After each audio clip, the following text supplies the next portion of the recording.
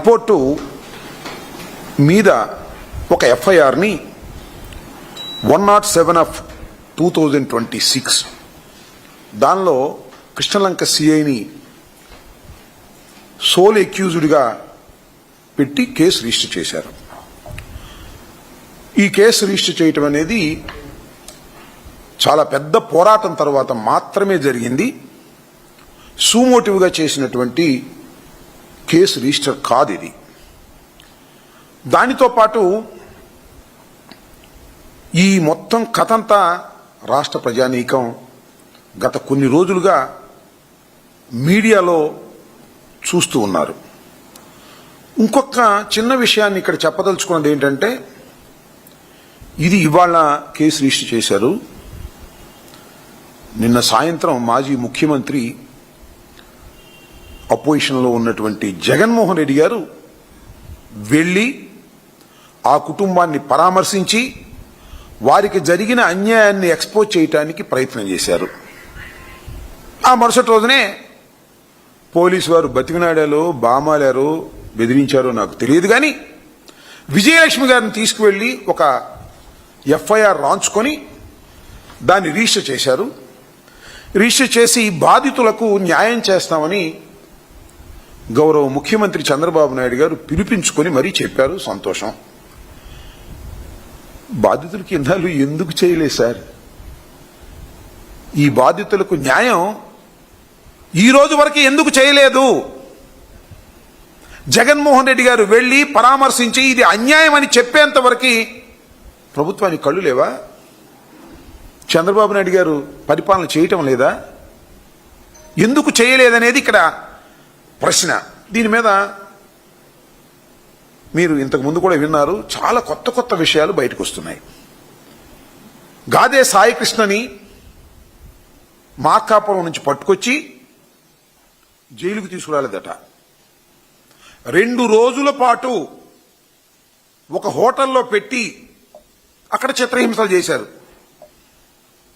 చిత్రహింసలు చేసిన తర్వాత నాగరాజుకు అప్పచెప్పారు. This is the information, fact అని నమ్మి ముందు చెప్తున్నా నేను. ఒక నాగరాజు మీద నెట్టేస్తారా? నాగరాజు మీద నెట్టేసి కేసును క్లోజ్ చేయాలని ఎఫ్ఐఆర్ రిజిస్టర్ చేసి అయిపోయింది అనుకుంటున్నారు. అసలు ప్రారంభం ఇక్కడి నుంచే మొదలవుతుందని కూడా ఈ సందర్భంగా నేను చెప్పదలుచుకున్నాను. అసలు ప్రారంభం మీరు నేరాన్ని అంగీకరించినటువంటి పత్రం ఇది, పూర్తి పత్రం కాదు ఇది.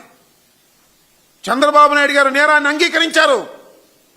మా ప్రభుత్వం పోలీస్ స్టేషన్లో ఒక యువకుణ్ణి దారుణంగా కొట్టి చంపిన మాట నిజం అని నమ్మి ఇది రిజిస్టర్ చేశారు.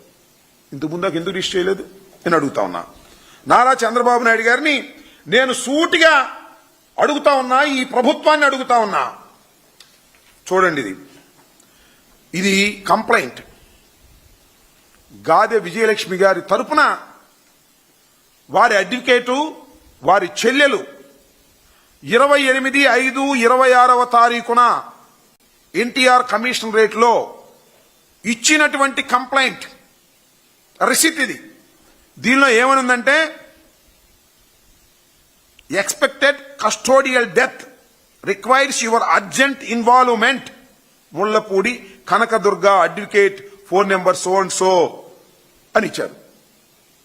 ఎక్స్పెక్టెడ్ కస్టోడియల్ డెత్, నా క్లయింట్ అయినటువంటి విజయలక్ష్మి గారి కుమారుడైనటువంటి సాయికృష్ణ కస్టోడియల్ డెత్ జరిగినట్టుగా మాకు అనుమానం. This is not the FIR, ఇది కాదు FIR. This is the first information. Jaganmohan Reddy గారు వెళ్ళి ఇంటికి వెళ్ళి పలకరించేంత వరకు కళ్ళు మూసుకున్నారు. తొక్కేద్దాం అనుకున్నారు, చీకట్ట పెట్టేద్దాం అనుకున్నారు. జగన్మోహన్ రెడ్డి గారు వెళ్లారు, పలకరించారు, నేషనల్ ఇష్యూ అవుతుంది భయపడ్డారు. తూతు మంత్రం తొమ్మకాయ మంత్రం చేసేద్దాం, ఒక ఎఫ్ఐఆర్ 107 నెంబర్ మీద బుక్ చేసేద్దాం, క్లోజ్ అనుకున్నారు. నేను చెబుతున్న ఒక న్యాయవాదిగా, ఒక రాజకీయ నాయకుడిగా, సమాజంలో తెలిసిన వాడిగా, అసలు ఇక్కడే ప్రారంభమైంది కథ. ఇక నుంచి చూస్తారు మీరు. దుర్మార్గమైనటువంటి పరిపాలన సాగుతుంది ఈ రాష్ట్రంలో. దీనికి ఒక ప్రధాన నిదర్శనం. ఇంతేకాదు, నా మీద చాలా బ్యాడ్ ప్రాపగండా చేశారు. దానికి కూడా సమాధానం చెప్పడం కోసమే వచ్చాయి వాళ్ళు. నేను ఇది లాంటి పెట్టండి. ఇంకొక ఆయన పేరుపోగు కాంతి కుమార్. ఎవరైనా పేరుపోగు కాంతి కుమార్ లేడిప్పుడు, నో మోర్.